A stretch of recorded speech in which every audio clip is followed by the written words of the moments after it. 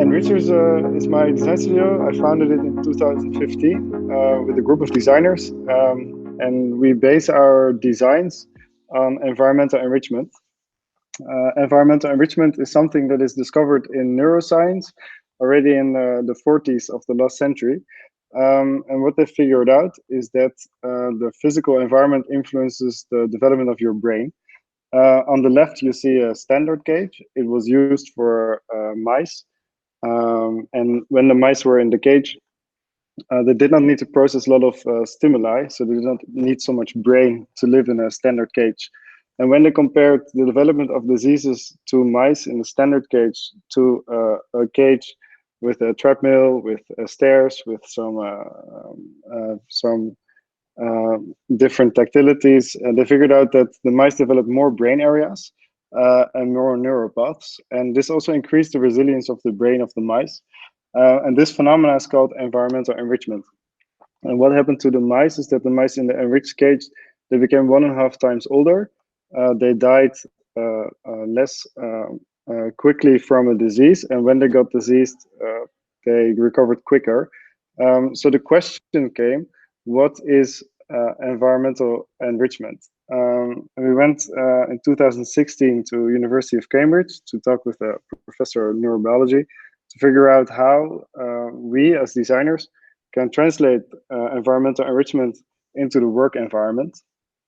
And at Cambridge, they described 5 informational paths that we need as humans to live in a natural environment. And these 5 informational systems is something that we want to trigger when we design an interior. And when I go through the 5 informational paths step by step, it starts with a visual. Visual is all the information that you receive to make a mind map. You might have recognized that when you walk in a city with very clear orientation points, you feel you can orient yourself easier compared to, for example, walking in a new area with a strong grid structure, where you might feel lost. Another phenomena that relates to visual stimulation is something that you might all notice when you're, for example, having a campfire in front of you or water. People very easily enjoy looking at certain movements and watching fire, a campfire, or watching waves hitting the shore, or looking at clouds are called non-inclusive motions. And these are stimuli that you have a lot in nature.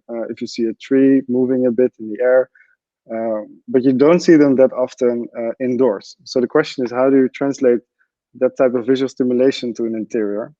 The second informational path is motor. Motor is all the information we receive through muscle movements. And the third one is cognition. It's everything that relates to a learning curvature, and it can be communication. That's something that if you are talking to each other, you're also in each other. So you're all the time working on what you've learned language-wise, but also reading each other's body movements. Somatosensory is everything you detect through skin.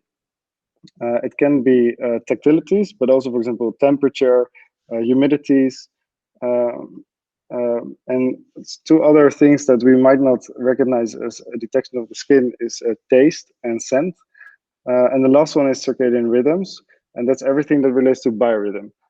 Nowadays, especially, we use our screens a lot, and there's a lot of blue light coming from a screen. So it would also be interesting to think of ways to make artificial lighting that relates to the amount of sunlight that's either indoor or outdoor. And what we did as designers, we were in 2016 working on a project for Schiphol, and they wanted to know what happens when you translate environmental enrichment into the office environment. So we developed products that trigger these 5 informational paths. And the first one was the Bombata water sofa. So on the left, you see us testing it in the studio. The second one relates to visual stimulation. It's kind of a curtain that moves a bit when there's an airflow. And the last one is a moving floor. It's actually used a lot for cows. A lot of cows in the Netherlands are sleeping on a waterbed. And we wanted to use it for standing desks. So it's a floor that keeps you active when you stand. But when we were in Cambridge, the professor mentioned there's no such thing as one enriched environment that works for everyone. So you have to figure out what type of stimulation works for what person. And for that reason, we created 3 different enriched environments. One with low stimuli, one with medium amount of stimulation, and one extra chunky. And in extra chunky space, there were soap bubble lights. There was a standing table with all kind of fiddling elements that you could play with. You would stand on top of water, and there was a water sofa at the back. So the extra chunky was a space that was full of surprises. And then the question was, what person prefers what space in what situation, to make it match with the working activities people are executing at that moment. Currently, with Corona, a lot of people are working from home, and the question comes, what's the relevance for an office nowadays? When you look at the psychology, there are 3 things that an employer or an employee needs to be satisfied. To be able to feel satisfied at work, you need autonomy, you need competence, and relatedness. And autonomy, so having your own ability to decide when you have a break, when you walk your dog, when you're doing the things at home that you need to do, is something that you can have at your home office. But competence, feeling very skilled with your work, or relatedness, being part of your passion, and being part of working together with your colleagues on things, is something that you might feel there's lacking when you only work from home. So these are 2 aspects that are interesting to supply from the office environment. When we were working with Block on the first concept for Heineken, we already developed a scheme to apply both very silent working spaces and social working spaces in one building. And we did it by creating dead ends in the office. And at a dead end, there's no reason to walk through it. So these are places where people can work very silent. And by concentrating, making a single entry for the other office floors, you make that single entry into a very social place where everyone will start entering the floor and where everyone sees each other. So by organizing floor plans in such a way, you can create places where you have both a very social environment for the relatedness, and both a silent environment for being focused with your work, for deep working, for working on, for being competent.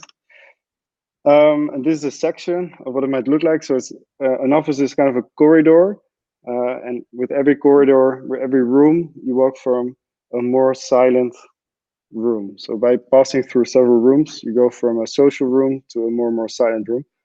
And in the scheme, you also see how we translated enrichment in the office by having active seats, active floors, daylight, lamps, plants, and also the reflection of water on the ceiling. Then there's also the question, how do you share what you're working on with your company? And for that reason, exhibiting what you're doing. So as soon as you are at the office, you experience what is being worked on inside the company, is something that might become very important when people work from home very frequently. You might not see each other, but you do see what people have been doing. So by creating weekly, monthly, or seasonal exhibitions of every team and what people have been working on, you can create a strong communication within your firm. The last thing we've been working on is sensor technology. So you're able to see your heart rate variability from your seat, and that's something to have applications for increasing your workflow by getting biofeedback. It's a bit technical to go through it all the way, but I would like to tell you more about it later on in a future session. Thank you for your attention. And if you have any questions, let me know at the end of the presentation.